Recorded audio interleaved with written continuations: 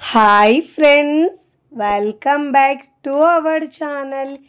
ఈరోజు మన కిచెన్లో ఇంట్లో ఇడ్లీ పిండి దోశ పిండి లేనప్పుడు అప్పటికప్పుడు ఇన్స్టెంట్గా చేసుకునే ఒక మంచి టేస్టీగా ఉండే ఓట్స్తో మెత్తగా సాఫ్ట్గా ఉండే ఇడ్లీని ఎలా చేయాలో చూపించబోతున్నానండి. అప్పటికప్పుడు చేసుకున్న రుచితో పాటు ఆరోగ్యానికి కూడా ఎంతో మంచిదండి. ఇలా చేస్తే ఓట్స్ ఇష్టం లేని వాళ్ళు కూడా చాలా ఇష్టంగా తింటారండి. చాలా టేస్టీగా ఉంటుంది. తిన్నా కొద్దీ తినాలనిపిస్తుంది. ఇలా చేసిన ఇడ్లీను ఒక 4, 5 ఎక్కువనే తింటారండి. అంత బాగుంటుంది. అలాగే రుచికి రుచి, ఆరోగ్యానికి ఆరోగ్యం అండి. ఇలా చేసిన ఇడ్లీలు చాలా సాఫ్ట్గా, స్పాంజీగా, చాలా సూపర్ టేస్టీగా ఉంటాయండి. చాలా తక్కువ టైంలో ఈజీగా చేసుకునే బ్రేక్ఫాస్ట్ రెసిపీ అండి. మరి ఇక ఏమాత్రం ఆలస్యం చేయకుండా హెల్తీగా చేసుకునే ఈ ఓట్స్తో ఇడ్లీని ఎలా చేయాలో చూద్దాం రండి. ముందుగా స్టవ్ మీద ప్యాన్ పెట్టుకొని కప్పు, గ్లాసు దేంతో అయినా 1 కప్పు దాకా ఓట్స్ తీసుకోవాలండి. ఇలా లో ఫ్లేమ్లో ఉంచి మంటను ఓట్స్ని మనం క్రిస్పీగా వేయించుకోవాలండి. ఇలా కలుపుతూ వేయించుకోవాలి. ఇలా మనం చేతిలో తీసుకుంటే ఇలా క్రిస్పీగా ఉండాలండి. అప్పుడే పర్ఫెక్ట్గా వేగినట్టు. ఇలా బాగా రోస్ట్ చేసుకోవాలి. ఇలా బాగా రోస్ట్ చేసుకున్న తర్వాత ఈ ఓట్స్ని మనం ప్లేట్లోకి తీసుకోవాలి. ఇప్పుడు ఇదే ప్యాన్లో మనము ఏ కప్పుతో అయితే ఓట్స్ తీసుకున్నామో అదే కప్పుతో 1/2 కప్పు సూజీ, బొంబాయి రవ, ఉప్మా రవ అంటారు కదండి, అది 1/2 కప్పు దాకా తీసుకొని దీన్ని కూడా లో ఫ్లేమ్లో వేయించుకోవాలండి. ఫస్ట్ టైం నా ఛానల్ చూస్తున్న వాళ్ళు ప్లీజ్ నా ఛానల్ని సబ్స్క్రైబ్ చేసుకోండి, లైక్ చేయండి, పక్కనున్న బెల్ ఐకాన్ని ప్రెస్ చేయండి. ఇలా ప్రెస్ చేయడం వల్ల నేను పెట్టే వీడియో నోటిఫికేషన్ ముందుగా మీ హోమ్ పేజ్కి వస్తాయండి. రవ్వను కూడా ఇలా బాగా వేయించుకున్న తర్వాత స్టవ్ ఆఫ్ చేసుకొని పూర్తిగా చల్లారించుకోవాలండి. ఓట్స్ చల్లారిన తర్వాత మిక్సీ జార్ తీసుకొని బరకగా గ్రైండ్ చేసుకోవాలండి. జార్లో ఓట్స్ వేసుకొని పల్స్ ఇస్తూ గ్రైండ్ చేసుకోవాలి. కాస్త బరకగా గ్రైండ్ చేసుకోవాలి. ఇలా గ్రైండ్ చేసుకున్న ఈ ఓట్స్ని మనం మిక్సింగ్ బౌల్లోకి వేసుకోవాలి. చూడండి, ఇలా వీడియోలో చూపించిన విధంగా ఇలా కాస్త కోర్సుగా గ్రైండ్ చేసుకోవాలండి. అప్పుడే మనకి ఇడ్లీలు చాలా సాఫ్ట్గా వస్తాయి. ఇప్పుడు ఇలా వేసుకున్న తర్వాత దీంట్లో వేయించుకున్న బొంబాయి రవ్వ వేసుకోవాలండి. ఏ కప్పుతో అయితే మనం ఓట్స్ తీసుకున్నామో అదే కప్పుతో 1/2 కప్పు పెరుగు తీసుకోవాలండి. పుల్లటి ఏదైనా తీసుకోవచ్చు, తీయటైనా తీసుకోవచ్చు. ఇప్పుడు ఇలా బాగా మిక్స్ చేసుకోవాలి అన్ని ఇంగ్రీడియంట్స్ని. చాలా టేస్టీగా ఉంటాయండి. హెల్త్కి కూడా చాలా మంచిది. ఓట్స్తో మనం ఇలా ఇడ్లీ దోశలు చేసుకున్నా కానీ చాలా మంచిదండి హెల్త్కి అయితే.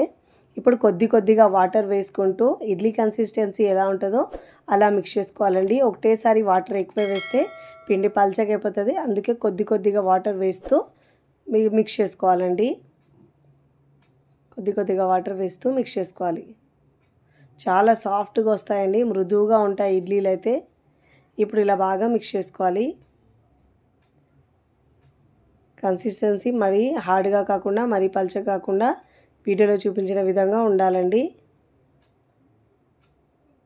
ఇప్పుడు ఇలా బాగా మిక్స్ చేసుకున్న తర్వాత మూత పెట్టేసి ఒక 10-15 నిమిషాల పాటు పక్కకు పెట్టుకోవాలండి. ఈలోపు రవ్వ బాగా నానుతుందండి.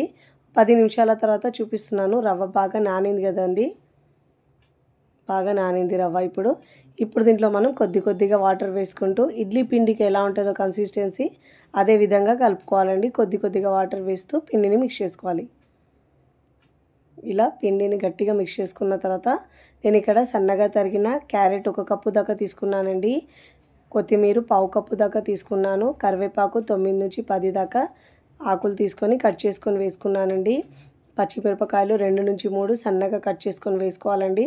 మీరు దీంట్లో బీన్స్, పచ్చి బఠానీలు ఇంకా వేసుకోవచ్చండి. మీకు నచ్చిన వెజిటేబుల్స్ వేసుకోవచ్చు. నా దగ్గర ఇవి ఉన్నాయి కాబట్టి ఇవి వేసుకున్నాను. ముందుగా బ్యాటర్ని కాస్త గట్టిగా ఉంచుకోవాలండి. వెజిటేబుల్స్ వేసుకున్న తర్వాత ఇంకా కాస్త పల్చగా అవుతుంది కాబట్టి చూసుకుంటూ వాటర్ యాడ్ చేసుకోవాలి, లేదంటే ఇడ్లీ పిండి పల్చగా అయిపోతుందండి. ఇప్పుడు ఇలా బాగా మిక్స్ చేసుకున్న తర్వాత ఇప్పుడు దీంట్లో రుచికి సరిపోయినంత ఉప్పు, ఇన్స్టెంట్గా చేస్తున్నాం కాబట్టి బేకింగ్ సోడా 1/4 టీ స్పూన్ వేసుకొని బాగా మిక్స్ చేసుకోవాలి.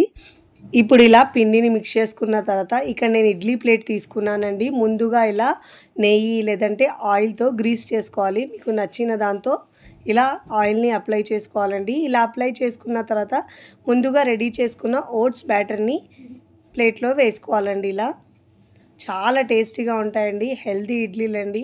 అప్పటికప్పుడు చాలా తక్కువ టైంలో ఈజీగా చేసుకోవచ్చండి. హెల్త్కి కూడా చాలా మంచిది. ఇప్పుడు ఇలా పిండి మొత్తం వేసుకోవాలండి. ఇదే విధంగా మిగతా ప్లేట్లలో కూడా మనం ఇడ్లీ బ్యాటర్ని మొత్తం వేసుకోవాలి. ఇప్పుడు ఇలా ఇడ్లీ బ్యాటర్లో 2 ప్లేట్లలో నేను ఇక్కడ ఇడ్లీ బ్యాటర్ వేసుకున్నానండి. ఇలా వేసుకున్న తర్వాత ముందుగా నేను స్టవ్ మీద ఇడ్లీ పాత్ర పెట్టుకొని ఒక గ్లాస్ వాటర్ వేసుకొని బాగా వేడి చేసుకున్నానండి. ఇలా వేడి చేసుకున్న తర్వాత స్టవ్ని సిమ్లో ఉంచి ముందుగా రెడీ చేసుకున్న ఇడ్లీ ప్లేట్లను దీంట్లో పెట్టుకోవాలండి. 2 కూడా ఇలా నేను ఒకదాని మీద ఒకటి ప్లేట్లు పెట్టుకున్నాను. పెట్టుకొని మంటను మీడియం ఫ్లేమ్లో ఉంచి 10 నుంచి 12 నిమిషాల పాటు ఉడికించుకోవాలండి. ఇక్కడ నేను ఒక 13 నిమిషాల తర్వాత చూపిస్తున్నాను. ఇడ్లీ మనం ఇలా వేలు పెట్టి తడి తగలలేదంటే ఇడ్లీ బాగా ఉడికినట్టండి. ఇప్పుడు ఒక 2 నిమిషాలు ఉంచి ఇడ్లీని మనం ఇలా డీమోల్ చేసుకోవాలి. ముందుగా ఇలా స్పూన్ని మనం వాటర్లో డిప్ చేసుకొని ఇడ్లీలు తీస్తే చాలా బాగా వస్తాయండి. ఇడ్లీలు కాస్త చల్లారిన తర్వాత తీస్తేనే పర్ఫెక్ట్గా వస్తాయండి, లేకుంటే విరిగిపోతాయి. వేడి మీద తీస్తే చూడండి ఎంత స్పాంజీగా సాఫ్ట్గా చాలా చాలా బాగా వచ్చాయండి. చూస్తుంటేనే తెలుస్తున్నాయి మీకు ఎంత స్పాంజీగా ఉన్నాయో. ఇప్పుడు నేను ఇక్కడ 1 బై 1 ఇలా సర్వింగ్ ప్లేట్లోకి సర్వ్ చేస్తున్నానండి. చూస్తుంటేనే ఎప్పుడెప్పుడు తినాలనిపిస్తాయండి, అంత సాఫ్ట్గా ఉంటాయి. హెల్దీ ఇడ్లీలు అండి. ఎప్పుడు ఒకే రకం ఇడ్లీలు కాకుండా అప్పుడప్పుడు ఇలా హెల్దీగా ఒకసారి చేసుకొని తినండి, చాలా టేస్టీగా ఉంటాయి. మీరు కూడా తప్పకుండా ట్రై చేయండి. ట్రై చేసి ఎలా కుదిరిందో కామెంట్ ద్వారా తెలియచేయండి. నేనైతే ఇక్కడ చికెన్ పచ్చడి ఇంకా గోంగూర పచ్చడితో సర్వ్ చేస్తున్నానండి. రుచి అయితే అద్భుతంగా ఉందండి. తుంచుతూనే తెలుస్తాయి మీకు ఎంత సాఫ్ట్గా మృదువుగా వచ్చిన ఇడ్లీలు అయితే చాలా సాఫ్ట్గా వచ్చాయండి. వీడియో నచ్చితే లైక్ చేయండి, ఫ్రెండ్స్ ఫ్యామిలీకి షేర్ చేయండి. మరికొన్ని టేస్టీ సింపుల్ క్విక్ రెసిపీస్ కోసం టీ కిచెన్ని సబ్స్క్రైబ్ చేసుకోండి. కమెంట్ చేయడం అస్సలు మరవకండి. Thanks for watching.